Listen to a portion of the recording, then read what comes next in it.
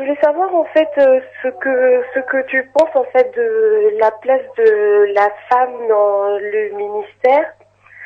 Donc si la femme avait le droit d'enseigner par exemple. Ça je voulais avoir en fait ton avis là-dessus. Et puis une deuxième question, généralement en fait tous ces pasteurs en fait disent que lorsqu'une femme est appelée, forcément, l'époux aussi doit être appelé au ministère parce que la parole dit qu'une femme doit être enseignée par son époux. Donc je voulais avoir en fait ton point de vue par rapport à la parole là-dessus.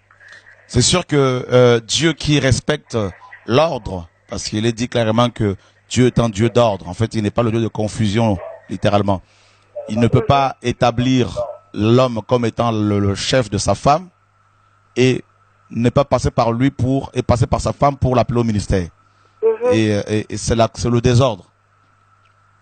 Donc, on voit des femmes dans la Bible qui ont servi le Seigneur, notamment dans le Nouveau Testament, comme Aquilas et Priscille.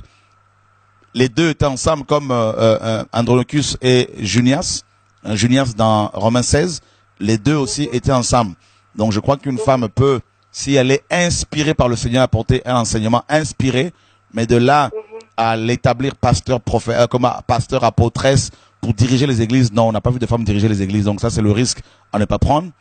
Et toutefois, une femme peut avoir un ministère, hein, donc pour aller prier pour les gens ici et là, enseigner la parole ici et là, notamment les femmes. Paul dit que les femmes enseignent aux jeunes femmes, leur apprennent comment aimer leur mari, et ça n'y a pas de problème.